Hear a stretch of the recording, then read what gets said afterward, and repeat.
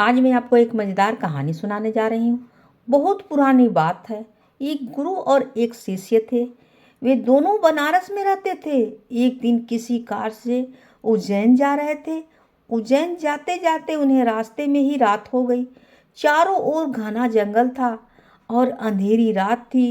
इस तरह रात्रि में जंगल में रुकना सुरक्षित नहीं था। रात होने पर भी दोनों चलते रहे। तभी उन्हें एक गांव दिखा। गुरु और शिष्य दोनों ही गांव में चले गए। गांव में उन्हें एक झोपड़ी दिखाई दी। गुरु ने शिष्य से कहा कि आज हम इसी झोपड़ी में रुकेंगे।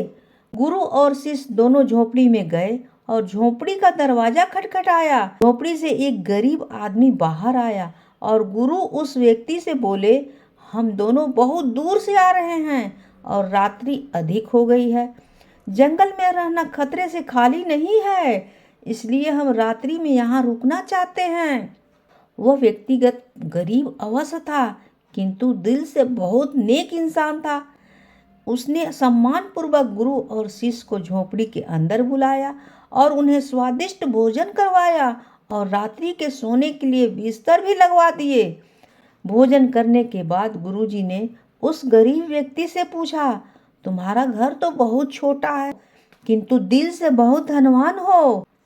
तुम्हारी रोजी रोटी का साधन क्या है?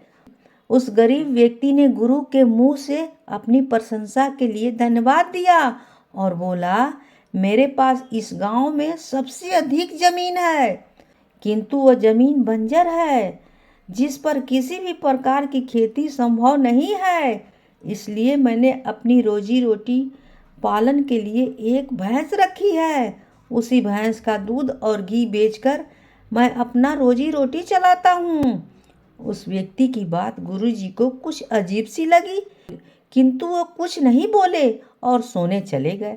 देर रात में गुरुजी उठ गए और अपने शिष्य से चलने के लिए कहा।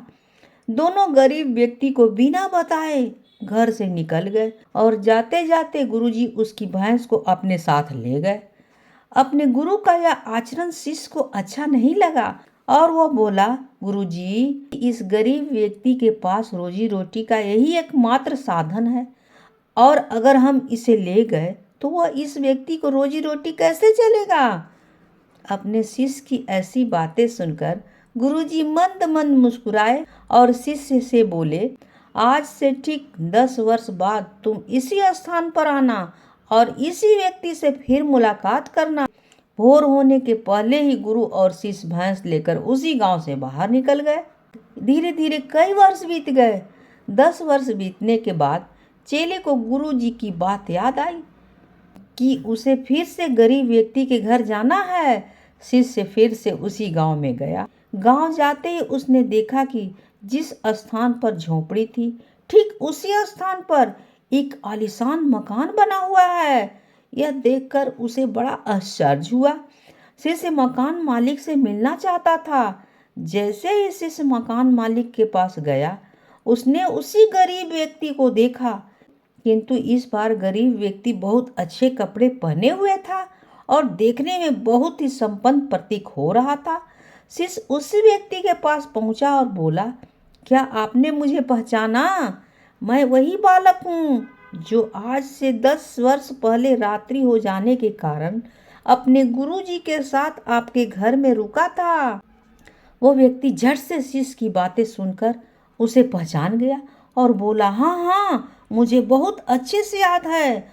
उस रात्रि अगर आप लोग मेरी झोपड़ी में नहीं आए होते तो शायद आज भी मैं उसी दरिद्रता में जी रहा होता। उस रात आपके जाने के बाद मेरी भैंस भी कहीं चली गई और मेरे रोजी रोटी के लाले पड़ने लगे।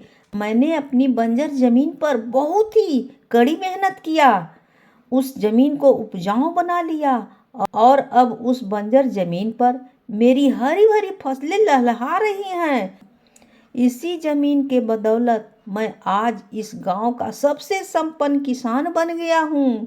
शिष्य को अब समझ में आया कि गुरुजी उस रात उस व्यक्ति के भैंस क्यों ले गए। शिष्य के मन में अब गुरुजी के लिए पहले से भी कई गुना अधिक सम्मान बढ़ गया था। गुरु और शिष्य की इस कहानी से हमें यह शिक्षा मिलती है कि गुरु द्वारा लिए गए निर्णय देखने में भले ही कठोर लगे,